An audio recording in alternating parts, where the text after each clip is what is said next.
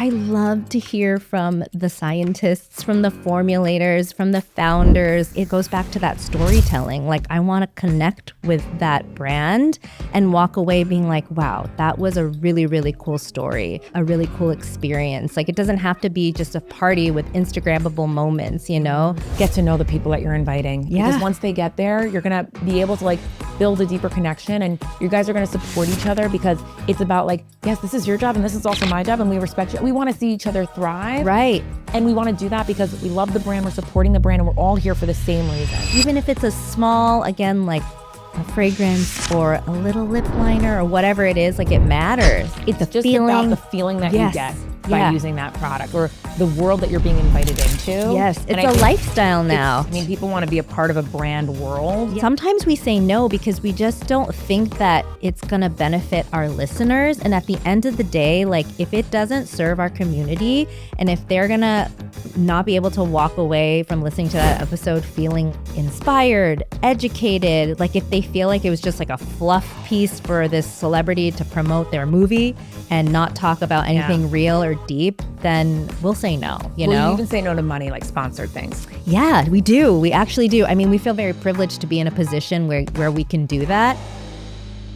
This week on Brandedly Speaking, we're so excited because I sit down with Sara Tan, beauty expert and expert podcast host of Los Angeles.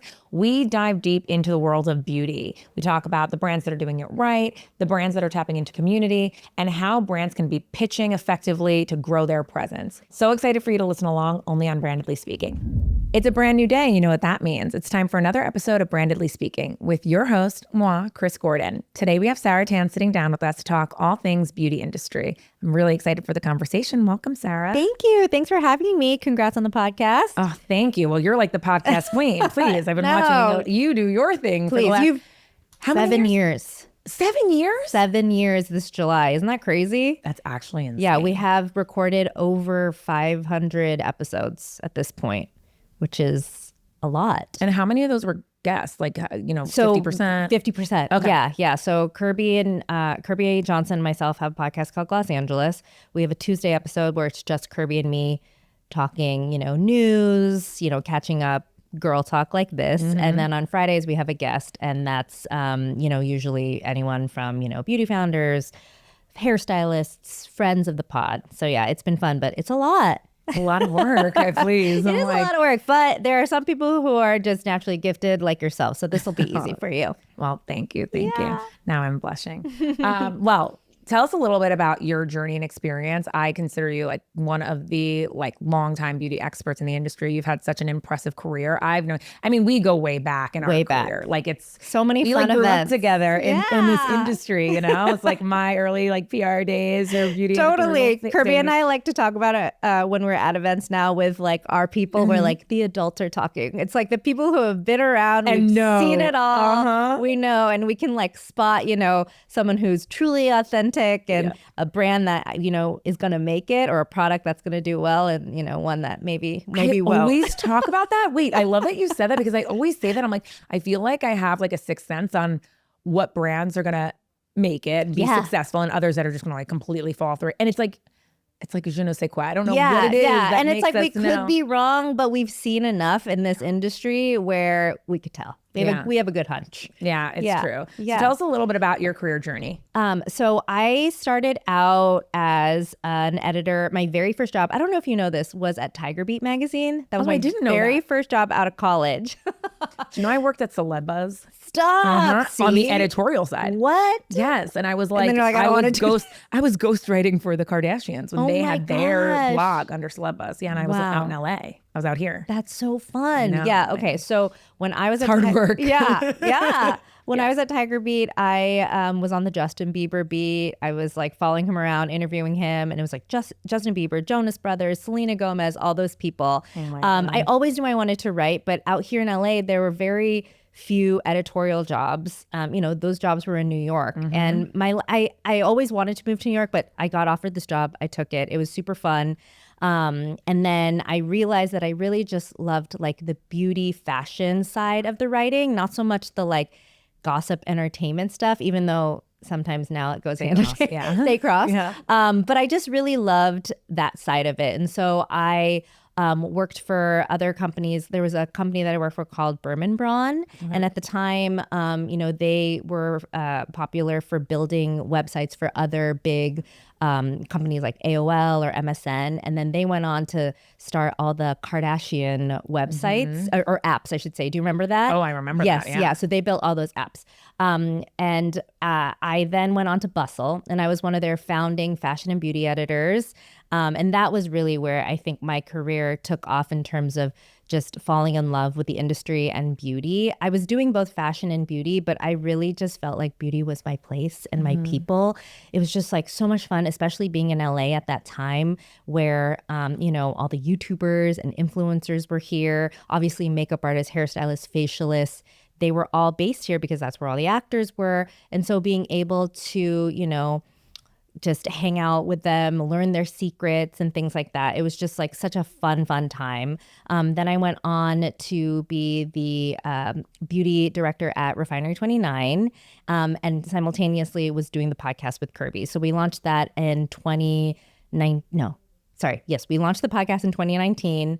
And we're going on year 7. I quit my job at Refinery last August and we're going full steam ahead in the podcast and it's been so much fun. What was that like, leaving that kind of like industry and that consistency and then to go all in on something that obviously is working, that you believe in so much and that you're so good at? Yeah, but was it scary? It was scary. I mean, especially having kids, you're like, I have to support my family and myself. But I think, also, I'm like, they're going to eat dog food if this doesn't work. So. Yeah, fingers crossed. Yeah. Taking a chance on yourself. You took a chance on yourself. Obviously, it worked out, but it's really scary. But, I think better than anyone too, media has changed so much. And I think that Kirby and I have just found that this platform, podcasting, is really like just blowing up. And we've been doing it for a while now. Before it was like kind of the cool thing. I mean, it's been around for a while, but I feel like in the last like 3 years, even in the last like year. Right. And like the written word, like I will always love, that was my first love, but there is really something to having a guest on and hearing from their mouth, like directly from their, brain, like instead of just writing like this interview up, it's like you're hearing exactly what they think about this product formulation, this trend, their story. It's just really, really special. Yeah. And then obviously now video is so important. So we've really focused on that a lot as well. And that's been really, really huge for us. And you weren't focusing on that in the beginning as much when you started? No, because I think there were only a few podcasts that also did video at the time. And when we launched, it was 2019 and then COVID happened. And so then we were like, what are we going to do? We're just going to record remotely. So it was a blessing in a way because we had the opportunity to interview guests who maybe would not have said yes if it was only an in-person opportunity. Like, we got Selena Gomez, we got Scarlett Johansson, all of these celebrity founders who founded their own brands. Yeah. And it was easy for them because they could just hop on. And you were so niched down, like in beauty. Exactly. Yeah. And beauty doesn't have a lot of like great podcasts that are like ranking well. It's like you're really like, you rise to the top. Because Thank you. Yeah. Well, we have to, give a shout out to Fat Mascara Girls, Jen and Jess. Yeah. I mean, they were the trailblazers. The Breaking Beauty podcast girls too. They're incredible. But we just felt like we had such a unique perspective being in LA. Again, just like the explosion of the influencer out here, and then so many brands being based in LA as well. Again, back to the Kardashians, but KKW Beauty, Kylie Cosmetics. There was also ColourPop. How could you ever have an episode without talking about the Kardashians? Like they like run the world. Yes, exactly. Yeah. So we just felt like we had a really different story than those other podcasts. And they obviously are so incredible, but it really has struck a chord with people. And we have people who are, industry leaders like yourself who listen to the podcast, but we have just real people who love beauty from all over the world listening. Yeah. And beauty is just so huge now. So it's just been so much fun. And beauty is such a connector for people. I mean, I think that I've fallen in love with the industry, obviously. Like it's something that like even from a young age, I was completely obsessed with. Whether I was obsessed like for better or for worse, because I wanted to either change it, I wanted to make an impact in it. But it was something that I always felt was really important to just be able to make change and like humanity and the way that people see themselves. Like, you know, the saying, like, beauty's in the eye of the beholder. It's like, but really, like, beauty's kind of in the eye of all these companies and what they consider beautiful. You know? No, I mean, beauty is just, it's so powerful. Like, I think people can easily brush it off as something that's frivolous, but we know that it's not, right? So like, much deeper than that. Can really change the way that you see yourself, the way that you feel with a lipstick, or the way that you do your hair, a haircut. You know, it's just like, it can really, it matters. It makes a huge difference. And like you said, like, everyone has a story from growing up, like how they saw themselves the first time they like put, you know, mascara on or whatever it may be. And it kind of shapes the way that they are as an adult. So I think that's what you said, like, it's connecting everyone because everyone has a story. Yeah, absolutely. And when you talk about storytelling and kind of whether it's founders or brands, even if it's big brands telling their story and connecting from a media-worthy point of view, what do you think brands are really doing to get it right nowadays in today's market when media has changed so much? Like, what are the brands that are still being seen from like a PR lens as successful in the media? Yeah, I think it's really difficult to like stand out these days because, like you said, there's just so much noise in the beauty industry. There are, in my opinion, too many brands. And everything is starting to just look the same, right? Like, and you can tell that people are just launching to launch something and they're copying other people, and like dupe culture is so big in this industry now. And I don't know if that's in, you know, sometimes it's not intentional, right? Like they're just, it's subconscious where they're like, I came up with this idea, and you're like, no, you didn't, because it looks exactly like this. So I think like, it still stands true that like having a unique point of view and a story and you know, a strong mission, a strong founder story, and at the end of the day, a really good product that works, like those always will be important.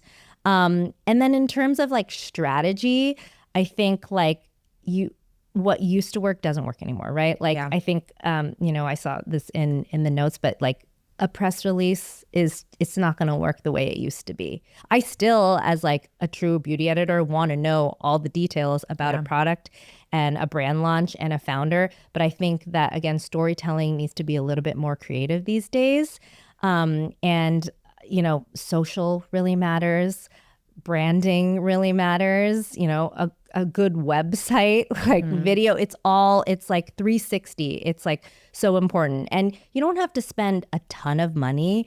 You know, I talk to a lot of aspiring founders, you know, who ask for advice, and they're like, do I need to spend like, you know, all this money on like a fancy PR agency or, you know, a social media editor? And it's like, I always say that PR is really important, because it is. Like, especially if you are launching and you want to connect with the right people. Yeah. But be smart about your investment. Be smart. Yeah. Like, if you only have this certain amount of money, like think about how you want to make noise, like, you know, the most, and where that money can be best spent. Stretch your dollar as much as you can. So I think you just have to be really, really strategic. And, you know, I did say, you know, something about don't copy other people, but definitely look to see what your favorite brands are doing, even just outside of beauty, right? Like brands where you're like, they are killing it. Like, that's so smart. I love what they're doing, just to find inspiration. But you just have to be unique. Try to stand out as much as you can. What's the most creative pitch that you've ever gotten that was like, whoa, like that was outside of the box? Maybe it was like, they didn't do it in an email, or they didn't, or like this email started with this. Like, what's like something that like through the years is like, wow. Oh, that's such oh my gosh. I'm like, I can't remember. No, you're like, no, but I will like, say one thing that I still value, and maybe it's because I am so old school, but you know, you've been on the other side of planning these huge events. I've been on the side of like attending them. And again, they can all start to like look the same, feel the same. I just said before this, you know, I was at an event last night that like was a little bit awkward. And I'm like, I walked away leaving being like, I don't really know what the point of that event is, which is like not what you want, right? No, not at all. You spend all this money. All this money. Yeah. Like, I think that if you are going to have an event or a launch or something, like I still really want to know the why behind it. And so I love to hear from the scientists, from the formulators, from the founders. Like I again, it's like goes back to that storytelling. Like I want to connect with that brand and walk away being like, wow, that was a really, really cool story, or that was, a really cool experience. Like it doesn't have to be just a party with Instagrammable moments, Like I just think like thinking outside of the box, and I'm doing such a bad job of actually trying to think of like a specific moment, but I think like there are just so many opportunities to do fun things. You don't have to do like an elaborate mailer or spend thousands of dollars on a fancy event and pay influencers to be there. Like sometimes it's the really small, quiet things, the one-on-one moments, the meaningful connections, like building connections through stories that really lasts. I get it because what we've been doing at MMC and with Brandedly Speaking is building this ecosystem where founders will have access to different resources at so many different levels of their business, so we can essentially service a business at any stage in their life cycle, right? It's like we service these amazing, really big legacy brands, heritage brands, which I think is so much fun. And it's just a totally different muscle that you're, kind of flexing there. But there's also brands that are really trying to understand how to like navigate this world, and they just need access to more resources. So building that so that all of beauty can thrive, because big brands can learn from small brands can learn from big brands. And I think that storytelling is really something that I believe in so much. Like I would hinge my career on the fact that like you tell a good story. I mean, I'm such a storyteller. Yeah. Like, my kids, I'm like, okay guys, learn how to tell a good story. So then I get they're sitting up with me at 3:00 in the morning talking about Paw Patrol, but I digress. Oh, I love Paw Patrol. But wait, can I actually, one event that you put on that I remember and will never forget was for Chrissy Teigen and Becca. Do you remember? Yes, I do. That I was at that time was such a unique event because one, I don't know if it was actually her house or not, but we were being invited into her home. There was the tie of cooking, which like she was, famous for. Like she loved to cook. And so, we got to be in the kitchen with her. We had these cute little like chef hats and aprons. It was so much fun. It was so cute. Yeah. Like, I still have the onesie, like the zip up onesie. Me too. And Zoe wears the little chef hat all the time. So, just like impactful moments like that. And yes, like Chrissy Teigen was so huge at the time and that was really special. But the way that you guys created that event was really, really cool. Yeah. And it really comes down to like the fundamentals of that. It's like I still have that palette, by the way. Oh, please, I still do. I'm like scraping the bottom of the tin. This is so expired. It was, please. Expired makeup, whatever. It's fine. It's like we all have our like powder, whatever. I'm like, it'll be totally fine. Yeah. Wait, do you have a favorite event or anything that you've put on that you think like you were really proud of? Okay, yes, because I was like super, super pregnant and I went to the middle of like nowhere in Utah, Amangiri. Yes. And we took influencers and press out to Amangiri for Bulgari perfumes. And I was literally about to have my baby. Like it was like, I mean, they were like, if you go into labor, like we're going to get a helicopter. Your baby's going to be born in Utah. Oh my God. They were like, we're going to get a helicopter to the closest airport. And I was like, oh my God, okay. I'll just have like a water birth in the bathtub. Like, it'll be totally fine. But I was like, I really, really want to be there. It was really important to me because the journey of getting there, I mean, the world's PR. It's like the things that, whether the brand sees it or not, it's like the behind the scenes of what your team goes through to like think of every single moment. I mean, we changed out the mini bar to be like everything Italian. So like all these things were like from local Jackson Hole or this or that. And it's like we imported stuff from Italy so that it felt uniquely Bulgari. And it was just so much fun to see it come to life. It was such a labor of love. And the results from it were so impactful. And not just because of the big moments, but because of the little tiny things, details that just like people remember. It 3 matters. years later, like people are still talking to me about that. And it's because we are so obsessed with the little things. Yes. Right? It's like, of course we see the big vision, but then when you really boil it down, it's like, what is going to make this moment like really memorable and how are we going to build a connection? And that's something that like, and this about me, I'm such like a real person. I'm like, we got to think deeper. Like, what do these people really want? Like, they go to a million things. They get invited on all these press trips now. I mean, it's not just about like doing the thing that is like cool or yes, of course, like the Instagrammable moment, but it's more than that. And so for me, it's very much about, and I've always told this to my team, I'm like, get to know the people that you're inviting. Because once they get there, you're going to be able to like build a deeper connection, and you guys are going to support each other because it's about like, yes, this is your job and this is also my job, and we respect you. We want to see each other thrive. Right. And we want to do that because we love the brand, we're supporting the brand, and we're all here for the same reasons. Yes. Right. And so I think like that is what truly makes any singular thing that you do for your brands worthwhile, is when you really, really boil it down. Yes. What is this all about? And like, to me, beauty is about building connections. And, you know, for a brand like Bulgari, it's all about the journey and the, you know, experiencing everything with senses and having these moments where a fragrance is so strongly tied to memory. Right. And so like having this so that, and nowadays, I mean, people still call me like, oh my God, every time I wear this one fragrance, I think of this trip. Yeah. I mean, well, I'm like, every time I wear this fragrance, I think of my third birthday. Yeah, I'm like waddling around. I look back at all the pictures. I'm like, I look like I was in actual physical pain. Oh my gosh. No, but you did so many cool things. I mean, we did the Chris Appleton thing together. That was really, really cool. Which again, like that was so cool and unique. You know, tying the fragrance with the hair and the scarves. Like it was just everything that you do is just like so memorable because you really care about those details, which I think in beauty, it is those details that really matter, right? Like even if it's a small, again, like a fragrance or a little lip liner or whatever it is, like it matters. It does. Yeah. Because it's not just about the product. Like it's about the feeling that you get by using that product, or the world that you're being invited into. Yes. It's a lifestyle now. Especially now. Right? I mean, people want to be a part of a brand world. Yeah. I mean, think about right now, Rhode is doing their like Rhode in, I think it's in Wyoming.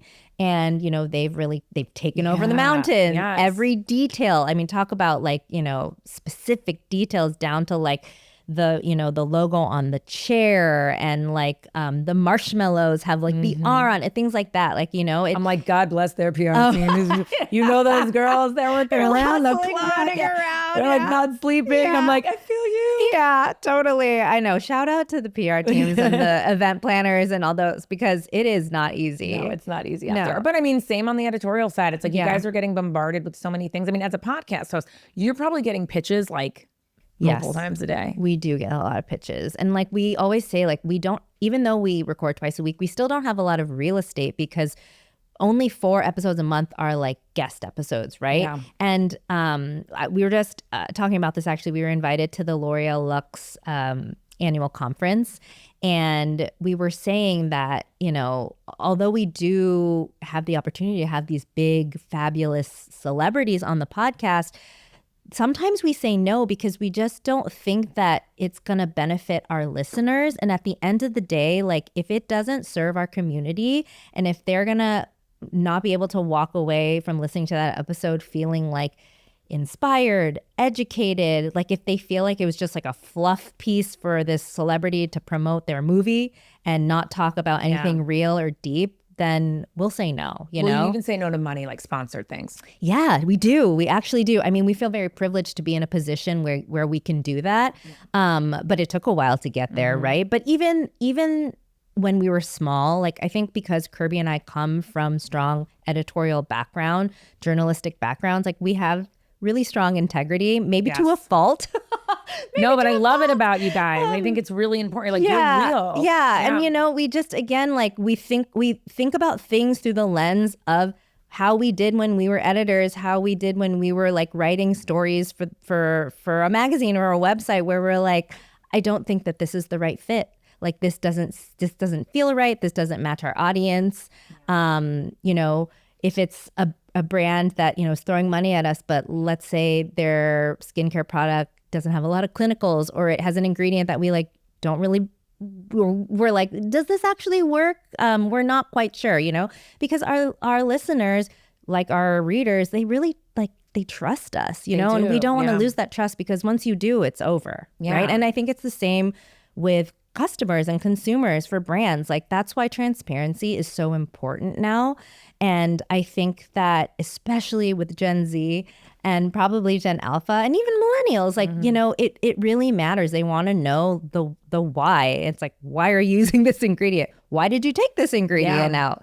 You know, like, what's the founder doing? Like, you know, who do they? Yes, they are like smarter than ever. They're so curious. Yes, yeah. Like, I mean, everything I guess is political now, but you know, like they care. They're like, who are they, endorsing for president? Like, Yes. what organizations are they supporting? Do they support women's rights? Like, Is there like enough inclusivity? Like, Yes. is there diversity in the brand? 100%. Yeah. So I think all of that, again, it matters now. And so, yeah, we have said no. But it just goes back to the listeners in our community. Yeah. You've built a really strong community with Los Angeles. What do you think was kind of the key that helped it get there? Because now it's like you can use your community, and some brands are using your community to like test out products. Yeah. Tell me a little bit about that. Yeah. That's cool. So we think that, especially in this day and age of social media, there is a lot of misinformation.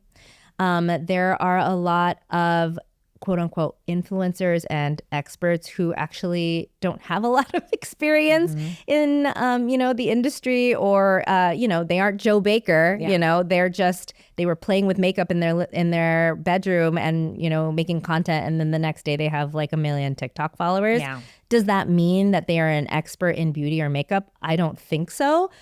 Do I think what they're doing is important and fun? Absolutely. But I don't think they're on the same level as someone who has been, who went to, school for this, and who has been painting faces for years. And so Kirby and I also think that is true for testing out products properly. So we have a program called Los Angeles Confidential, and it's tests like a beauty editor, because when we get a product let's say it's a vitamin C serum, we're not going to use it for one day and make a decision whether or not it works for us. We have to read the claims of the product, how they use it, and test it properly. And so we think it's really important that people do that. And so we tell our listeners exactly how to test the product out, what they should be using it with, what they shouldn't. Here's what they should be looking out for. And at the end of... How many users are in it? So we have over 2,000 users in the community right now, testers. Do they pay to be in the community? They don't. It's free for them.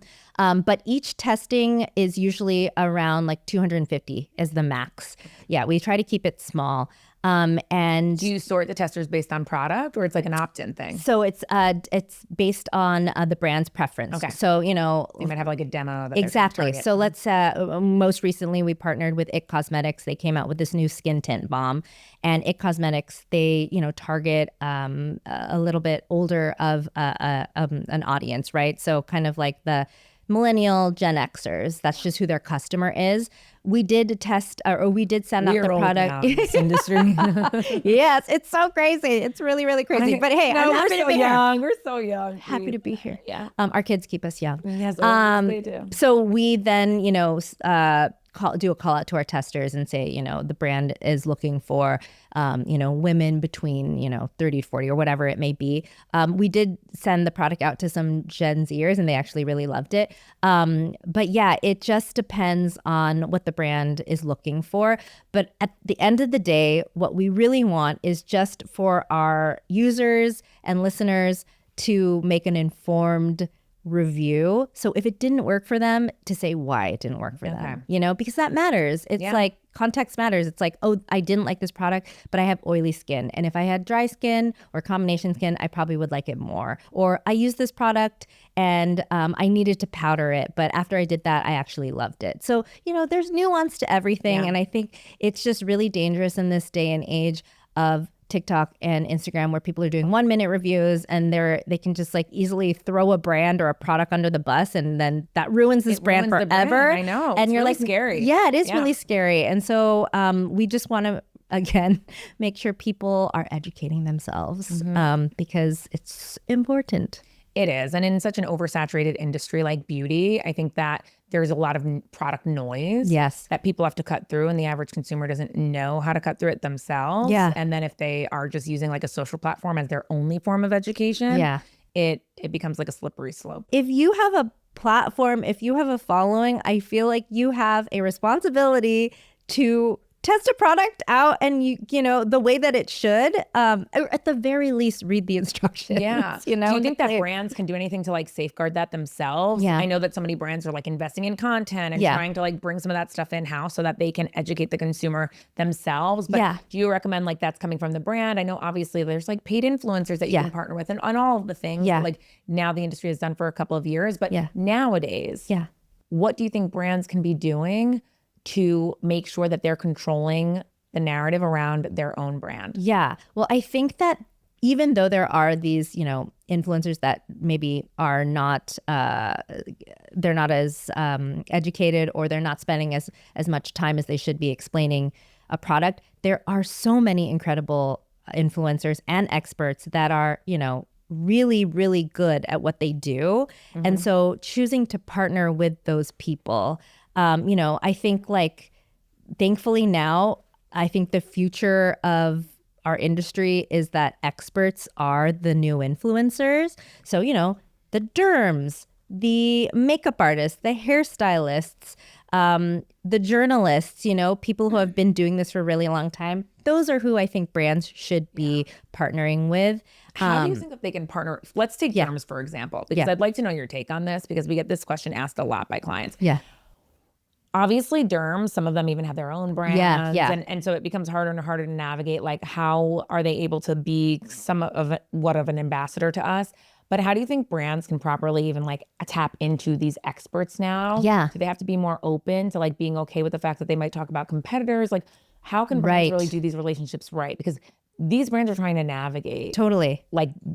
Okay, I'm going to work with this person, but then I need them to talk this way or do that. And it's there needs to be a little bit more of loosened reins. What's the... Yeah. I think that they should approach it the way that they would editors, in that we could never have exclusivity, right? I think if you are to partner with someone, it shouldn't be with someone who's demanding so much and asking for so much. That I feel is a red flag. But I will also say that if you are going to partner with derms, there's so many incredible micro influencer derms that even though they maybe aren't on the level of a Dr. Shah or Dr. Bonasali, I mean, I love them and they are so incredible and so smart. But that's not to say that a dermatologist who's been practicing for 10 years, who has maybe 50K followers or less, isn't just as knowledgeable. They could actually be a great way to get into that, industry, into that market. And I think that micro influencers are actually sometimes more powerful and have a stronger community and more impactful because they're actually engaging with their audience even more. Yeah. And there's some brands that are building their own communities, we talk about Rhode all the time. Yeah. And then there's other brands that are tapping into these communities to kind of borrow from their communities so that they can be integrated into their brand. I think doing both is important, especially when you're just starting out, to sort of feel see where you land, and especially when you're just trying to get your name out there. I think not being afraid to just reach out to someone that you like to follow and be hey, I'd love to send you a product to try it out. No need to create content for me, but I just respect what you do. And honestly, that person is probably going to end up creating content for you anyways. Creating forming those relationships in the beginning, I think, is really important. It's go back to basics and and relationship build. I know I say it all the time. I think it's so important. I mean, I became a publicist because I'm I just want to be best friends with everyone when I grow up. Yeah. And talk all day. And then I was great. I get to live my dream life. Totally. And I think spending time actually reading articles that beauty editors and journalists are writing, spending time, on social media. I think that might be silly to say, but there are some, founders or people who they aren't on TikTok. They're not looking at what other skincare brands are doing or other makeup brands are doing. You really have to be an expert in the field to really understand okay, this is what I want to do. Yeah. Yeah. No, it's true. When it comes to community, you yourself are on you're an advisor for a few things, but I know that you're an advisor for Asian American Girl Club. Can you tell us a little bit about why that is so important to you? Yeah. I feel we share this where, growing up, even though I so badly wanted to write in magazines and be in beauty and fashion, I just didn't see myself represented in those pages. I didn't know how to do my own makeup because no one taught me. I would go to the counters and I'd get my makeup done for dances, and I feel I would look crazy compared to my friends. I'm you look so good. Why does my eye makeup look so weird, And then I'd end up taking it off and just being so sad. And so it just felt it was really important for me personally to create like representation in that way. So that's, I think, has always been in the back of my mind, in my career, wherever it has led me. Like I've always just thought about like, inclusivity and diversity and looking around the room and making sure that, it isn't just a bunch of people who look like me either, but it's just like it's representative of like our world and our country. And so with Asian American Girl Club, it is founded by a woman named Ali Maki, and she's an actress. And she started Asian American Girl Club in 2018, and she was just like selling shirts that said Asian American Girl Club. And she didn't realize like how meaningful that was to people to be able to wear a shirt that like basically just said that they were part of a community. And so we connected, and I think we just like both, had the same story. And so for me, just being able to partner with organizations like that and use my platform is it's like the best thing ever, right? And to get messages from people to be like, I've never seen, like a Filipino American doing what you do. And I'm like, oh my God, like I cannot believe that. Like I don't even think about that, right? I mean, even with you, it's like at the end of the day, you're like, oh my God, I'm so tired. Like, oh, I can't believe I'm doing this. Like, what am I even doing? And then you get a really sweet message like that. And you're like, actually, it matters a lot. Yeah. And so, what Ali's doing is so incredibly important.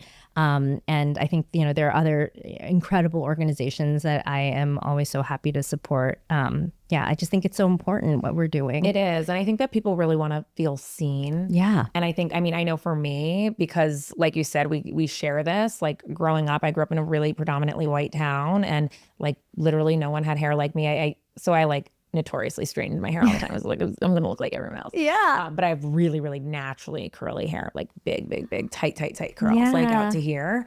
And it was hard for me because I felt like what I thought of beauty was reflected by what I saw around me as that being like what beautiful was.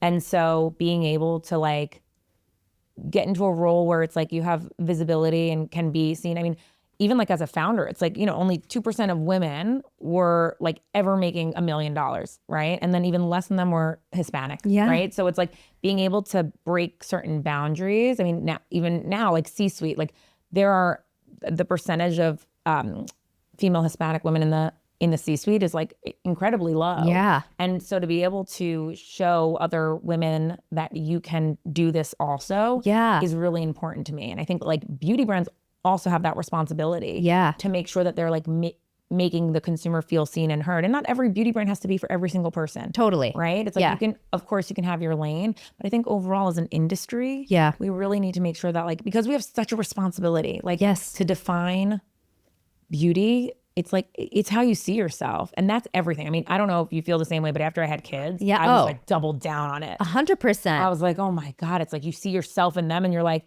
I have even more of a responsibility. Exactly. Yeah. I was going to say, do they have curly hair? So my daughter has really curly hair and she like hates to brush it. And and I'm like, I have to like teach her how to brush it. And it's so funny because I've been really struggling with is I grew up in like my Dominican aunts would always be like, beauty is pain. So I'd be like, with the blow dryer, like so close. I mean, it was like I burnt on my scalp, but I have no nerve endings in my head anymore. And I was like, it's fine, beauty is pain, beauty is pain. It's like that was like the constant in like the Dominican household. My dad used to do my hair too because my mom didn't really know how. My mom's Italian. And so my dad would do my hair. So my dad would like take my hair and he would slick it back really tight and he would make me spin in a circle while he had a ponytail on top of my head. I would go to school and I'd have such a pounding headache. It's like I have such a visceral reaction because it's like these are the memories of what I like know of beauty. Now I see my daughter and I think about it every single day because she fights me so much on trying to brush her hair. And thank God I have my sister who's so good with her. My sister's a licensed cosmetologist. Oh, like, amazing. My sister brushes her hair and like uses and shows her and teaches her about beauty products. And it's funny because like I obviously want to, but I'm her mom. So she doesn't think it's as cool. Right. You have like PTSD. It's like, I'm like, oh my God, I'm brushing my daughter's hair. And she's like, no, Mom, it hurts. And I'm like, I just want you to like embrace your curls. Right. You just want, to celebrate it. Yeah. I mean, you're doing great. And I think like just, you're doing great. No, it's like just making sure that they feel like proud of their nose, their hair, their skin color, whatever it may be. It really is like it's crazy when you have kids, like how much more you think about every small thing. And then even like how you look at yourself. Like it's not even just them, but it's like, oh my God, now. You have to because I don't want to say stuff in front of my kids and then be like, Mom, why'd you say that? I'm like, oh my God. So it's like talking They're to yourself. listening. They listen to everything. Yes, yeah. They watch everything. They watch the beauty products that we put on. My daughter, can you do my makeup? Yeah. My 3-year-old. Yeah. It's like, it's just so funny. And it's like, it makes you really think about what they're seeing and the fact Right. that like, I want them to build confidence. Right. Because it's so important to have such a foundational kind of belief in yourself. Yeah. Who you stand for and like what you stand for and who you are. And it's growing harder and harder to do that in today's world. Yeah. When like everything is just like you scroll so fast and all of a sudden.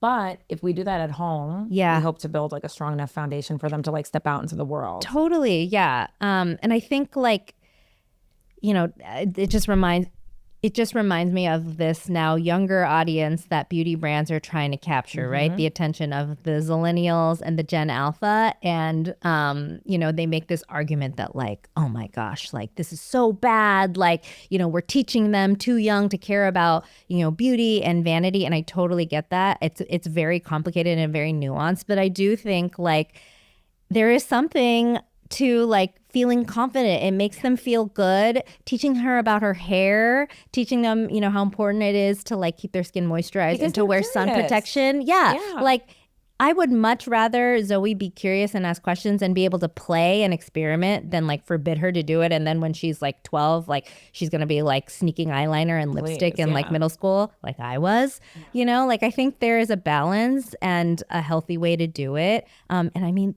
they are going to be so much smarter by the time they are in high school. My daughter's already smarter. Right? Yeah. Like they already know like where the products go, like the highlighter, like all these things. Yeah. Or the importance even of just sunscreen. Like my daughter will not leave the house until, she puts her sunscreen on, which makes me so happy. So I think that's like we're setting them up for success. Yeah. I do think, I still struggle with it where she's like, why are you wearing makeup? Like, what do I need it? You know? And I was talking to a friend about it and she said the way that I frame it is I say like, I'm looking fancy tonight. It's not that like I need it or, like I want to be more beautiful or anything. It's just like, I'm getting fancy, like, like a Disney princess. Yes. And I have those conversations all the time with my kids, and my daughter will come into my room as I'm like getting ready and she's like, oh, what's that? I want to use some. Yeah. And I try to like take, even though like life is so busy and I usually have 5 seconds, I'm like, I need to go. Yeah. I try to take like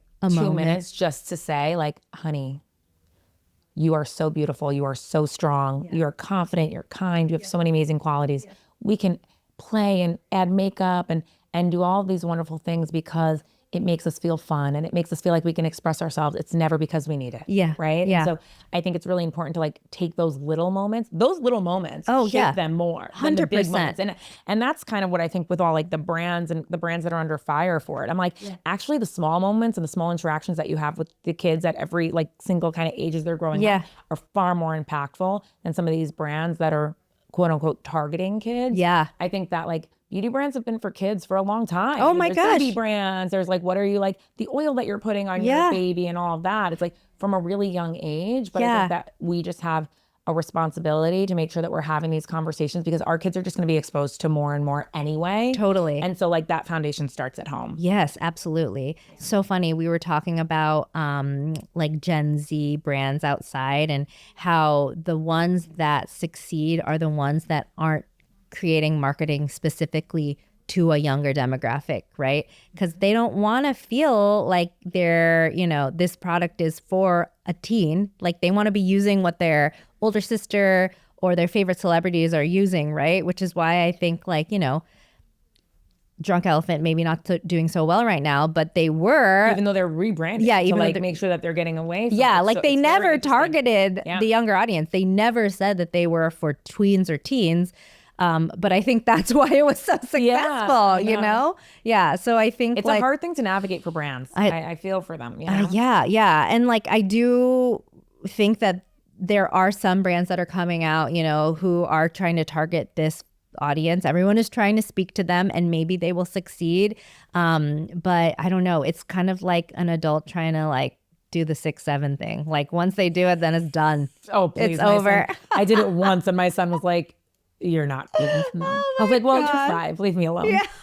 You don't know anything about pool. You don't know anything." He like wants to. He like loves K-pop demon hunters, Yeah. and so he like wants to be Genu every single day. Yeah. He's like wants earrings, and so like he's 5, so I put eyelash glue on his ears because it has like a little bit of that texture. He'll go to school. I'm like, he'll wear. I'm like, it's just so interesting to see how like kids are just absorbing everything around them, and they like want things that other people have, and how they're kind of like taking it and like morphing it into like their own self-worth. Yeah. You know? Oh my gosh, that's so great. That's so cute that you do that. It's so, and then he like loves it, and he like loves he wears jeans like every day now. He thinks it's like cool, and he made me like cut a little rip in the jeans. Oh my, I have to be like a Saja boy. He's like, yes, he like lives and breathes Saja boys. Oh my god, I love that. So, and I'm all here for it. Yeah, let's do a concert in the house. Yeah, so cute. So it's really fun. Oh my god, the K-beauty K-pop takeover is really so. I mean, here. K-beauty is like, and it's funny because actually it's like not.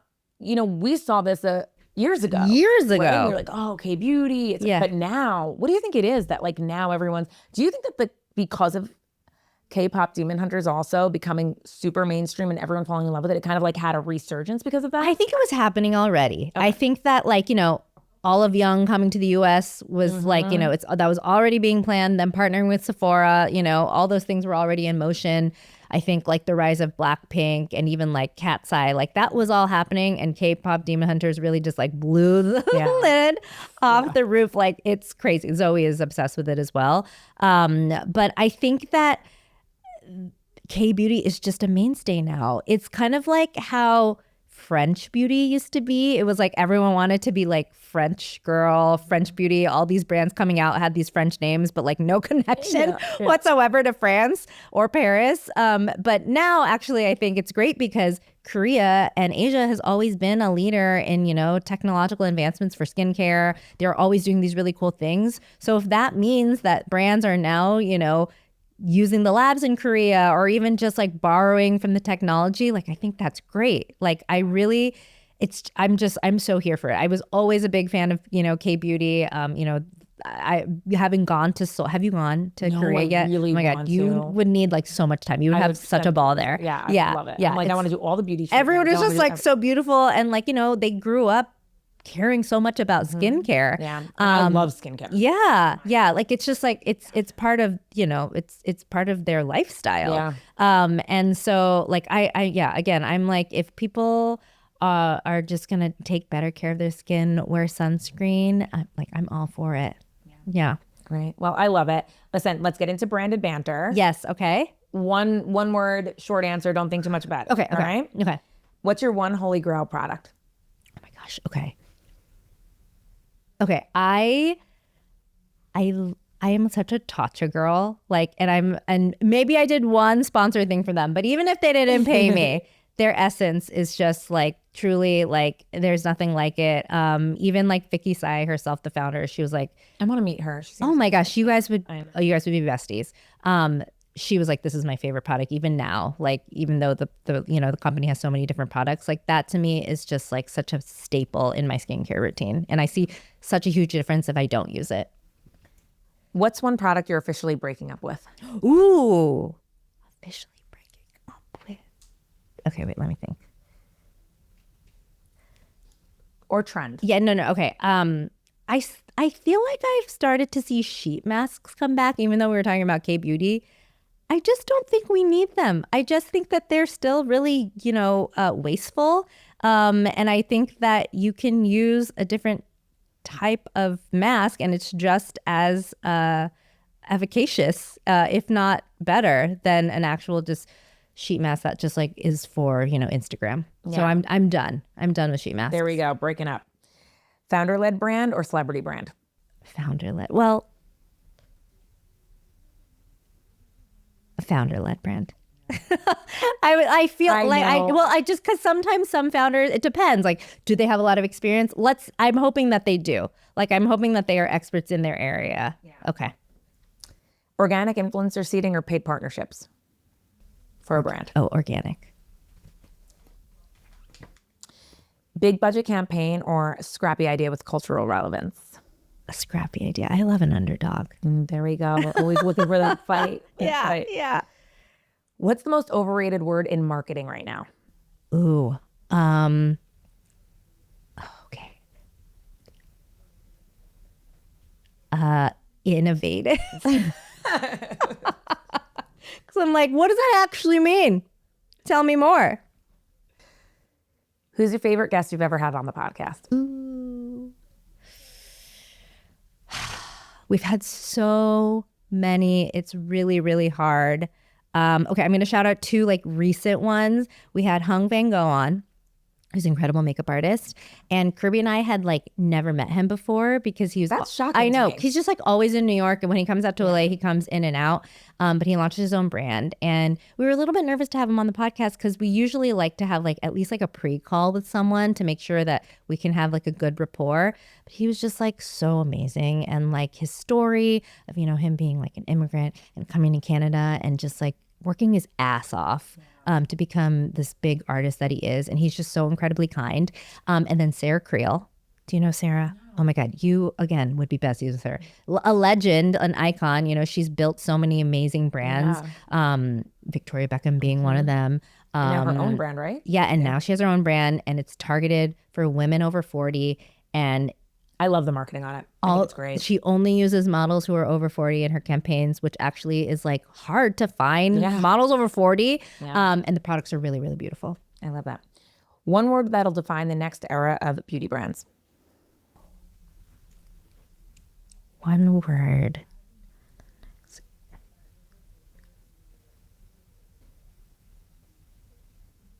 Okay, I'm going to say, this sounds so cheesy, but like intentional. Like you really have to have a reason for starting a brand or launching a product. Like, because otherwise you're just gonna get lost. There's no reason. Yeah. If you were launching a brand tomorrow, what's the first thing you'd obsess over? The formulation. I love it.